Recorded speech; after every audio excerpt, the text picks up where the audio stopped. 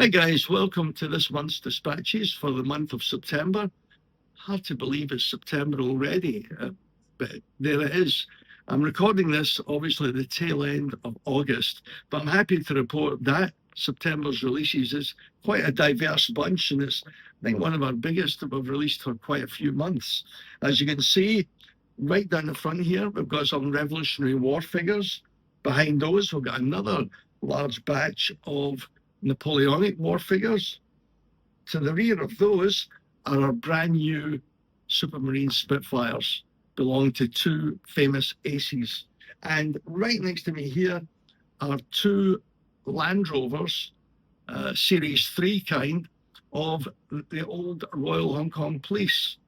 So without further ado, let's begin with our Revolutionary War figures. Well, as I mentioned before, when we launched our Redcoats, of course, we had to do the rebels as well. And I don't know if they would refer to themselves as rebels, but the Commander-in-Chief's bodyguard was one of the most exclusive units in the Continental Army. And it was originally chosen from the 13 original colonial states.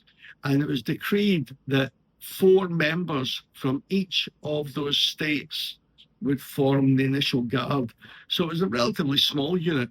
It grew fairly rapidly to about 180 men. And I think the highest point it ever reached was 250. However, it did take part, it wasn't just a kind of bodyguard regiment, it did take part in lots of, in fact, every battle that George Washington himself took part in. The Guard unit were there as well. So what we've got them, as you may remember from the release of Redcoats. So Redcoats, we did an attacking mode, while these guys are in defense mode. So they could form a very nice fighting line. We've actually got 1, 2, 3, 4, 5, 6, 7, 8, 9, 10 figures initially in the batch, including a figure of George Washington himself. Now, this was one that we did release a few years ago, and I was never particularly happy with the paint style of it. So when we decided, but I liked the sculpting of it, I decided let's bring it out again, because we did have people asking for a figure of Washington himself.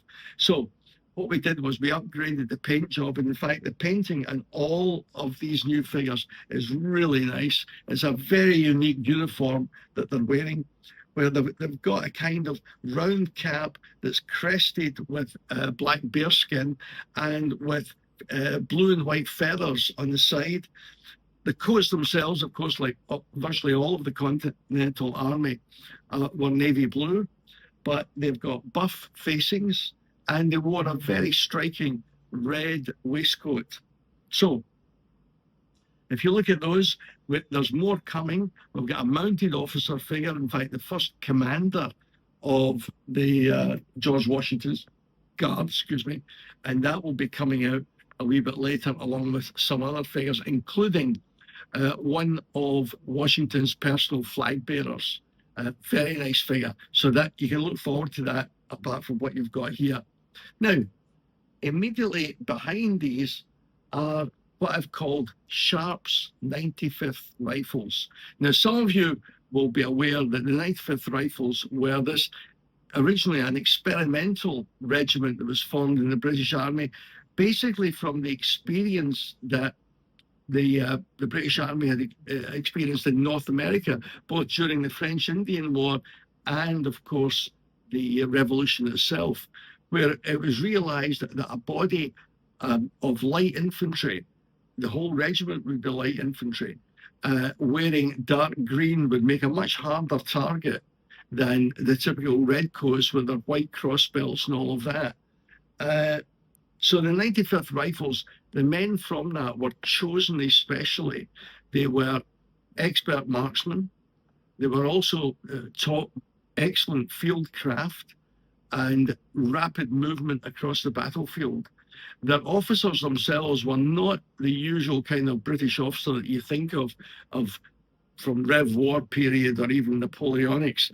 A lot of the men that became officers were very much chosen on their meritocracy and on their military skills.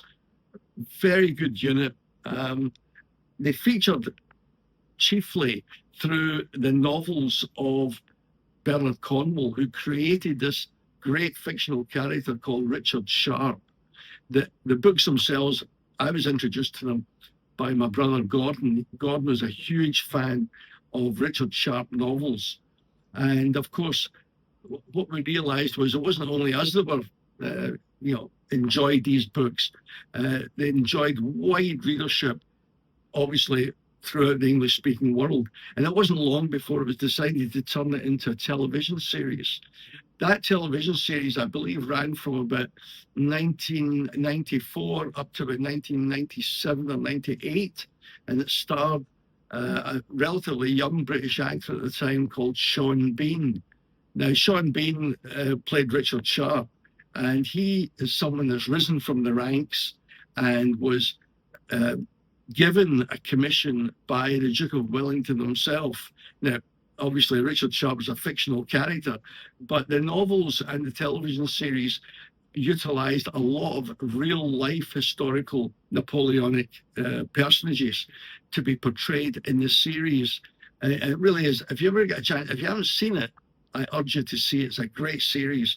Now, we have produced Rifle Brigade figures before, but we were very much influenced by the style of the filming of the Sharpe series. And we noticed that obviously they're not in parade style uniforms. These were blokes that were used to living rough in the field. So we've tried to incorporate that character in not just the way they look, but their style of uniform, and where you realize that when you're in the field, soldiers have got a great habit of adapting their uniforms to suit themselves, and at the same time, they will utilize whatever bits of uniform and equipment that they can come across, either on the battlefield itself or when they're behind the lines. So it's a very varied appearance. You still see that rifle green tunics and trousers as well, but you'll see, in addition to the shakos that they wear, you'll see the kind of service caps that they also wore, which were a little bit like the Scottish tam o' shanter with a little toorie on top. So we wanted to introduce that as well. So we've got a great selection of both single and two-man sets, and right in the center here is, I like to think it's a little homage to the actor Sean Bean and his portrayal of Richard Sharpe. Again, I watched the series many times, and I've even managed to find books on the making of the series, and it was a great help to when we were doing that. So these are the first of our Sharpe's 95th rifles. They're really terrific figures. I think you'll have a lot of fun with them, and you can put them into lots of great displays and different scenarios. Now, to move from that, let's move up to the 20th century, the late 20th century, and you'll see these two Series 3 Land Rovers belonging to the Royal Hong Kong Police. Now, as you know, we've been doing a series called Hong Kong All Our Yesterdays, which features life in the city in the 1960s and 1970s. Now, I arrived myself in 1977, and the reason I came to Hong Kong, some of you may know, was to join the Royal Hong Kong Police. I'd actually been recruited in the UK along with a couple of dozen other guys, some who had previously been in the police in the UK, some had been in the military like myself, and some that were just straight out of college. And we all came out to Hong Kong to begin 3-year contracts with the police. Obviously, I was relatively a short stay compared to some of the guys who made it their entire career. I had the opportunity after a while to transfer over to the Hong Kong government itself, but that's another story. However, what I do remember at the time was these fantastic Land Rovers, and for many years, these Land Rovers were very familiar sights on the streets of Hong Kong. And one of the reasons Land Rovers were chosen is obviously they could work on city streets. They could work in the rural areas of Hong Kong that can be very hilly and sometimes almost mountainous, where you've got lots of little small villages, where you've got outlying islands, because Hong Kong itself is just one island, but we've got the Kowloon Peninsula. We've got the New Territories, which in those days, back in the 70s, was very rural. And then we've got the new towns as well. So the police vehicles had to operate in a wide variety of different locales. So you needed a vehicle that was sturdy and tough and could accommodate 3, 4, 5, 6 policemen at the same time. And normally, again, when you would patrol in these vehicles, you would have your driver on the right-hand side, because that's the side we drive on in Hong Kong, and the officer or the sergeant would sit next to him in the front seat, and behind it there would be at least 2, 3, or perhaps 4 constables. So that's one of the reasons, one of the many reasons why Hong Kong is such a safe city and a very well-policed city. There's a very visible presence of the police, but it's not intrusive. And I think that's one of the reasons why, considering its size, there's virtually no street crime in this city. So here's a little plug for Hong Kong. One of the questions I often get asked when I travel is Hong Kong safe? I say, yeah, believe me, it's a lot safer than places like London or New York. So you never have to worry about walking down the street at any hour of the day or night, whether you're male or female. It's completely safe. And that a large part of the reason for that was, in those days, the Royal Hong Kong Police, and today the Hong Kong Police Force. So we've got 2 different Land Rovers, and they're basically the same vehicle. However, if you look closely, they've got a tactical sign on the bottom. One has got the letter W, which denotes it comes from Western District, which is a part of Hong Kong Island. And the other one says EUHK. EU is Emergency Unit Hong Kong. And nearly every police station throughout Hong Kong will have a small emergency unit that can be on call to be called. Whenever you dial 999, which is the emergency phone number in Hong Kong, for whether it be a violent incident or a robbery or whatever it might be, the EU guys will be the guys that turn up, the emergency unit. So we've got that as well. Now, finally, these 2 rather nice aircraft in the background, as I'm sure you recognize, are our brand new Supermarine Spitfire Mark IIAs. Again, both of them get lots of new features. And I should say, although we've done Spitfires before, this 2 new pair are both completely fresh sculpts. We're not just using the same molds from before. We're back to square one, added a lot more detail. And one of the things I'd just like to point out, if you look closely, is you'll see that the little cockpit hatch door, which is on the side of the aircraft, can close or can open. And that was obviously to allow the pilots to exit and enter. Sliding canopies as usual. And for the first time, we've even got the radio wire antenna on the top of the aircraft here.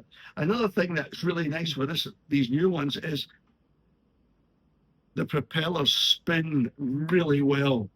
And we wanted to add that as well. So they both belong to 2 very famous pilots. One was a young chap called Eric Locke, who was a flight lieutenant. Eric Locke actually had 21, he was a top scoring ace during the Battle of Britain, shot down 21 enemy aircraft. And after the Battle of Britain, he shot down another 5 before he himself was shot down in 1941 over France. Very sad end to what could have been obviously a very promising career. The other aircraft belongs to squadron leader Brian Lane. Wasn't quite as shot down as many aircraft as Eric Locke, but he was an ace, and he fought over primarily before the Battle of Britain. He fought over the skies of Dunkirk during the evacuation of the British Expeditionary Force from Dunkirk in May and June 1940. And he also had quite a distinguished career, and he actually wrote a book about his experiences during Dunkirk and the Battle of Britain, which was published during the war, called Spitfire. I've not read it. It's quite, I think it's out of print now, but it was supposed to be a very good first-hand account of the battle from somebody that was really involved in the middle of it. Again, sadly for him, he was presumed lost in 1942, when by that time the RAF had gone from just defending the UK to flying into Europe itself. And he was part of a group that had been on a sortie over occupied Holland when I believe they saw a bunch of the new Focke-Wulf 190 aircraft. He was last seen pursuing one of these aircraft, and it's assumed that sadly he was caught by another one and shot down somewhere over the channel on the way back to the UK. However, both of these pilots deserve to be remembered, and you can look up their names on Wikipedia and get the whole story. And both very interesting pilots. So that's our brand new Spitfires. So I think there you have it. That's everything for the month of September. As I say, fairly diverse, but quite a nice bunch of releases. I hope there's something for you. As I always say, if there's not something for you this month, I'm sure there'll be something for you next month or the month after. We'll keep trying hard, and I hope you like what you see, and let us know if you do. And on that cheerful note, thanks again until next month. Cheers.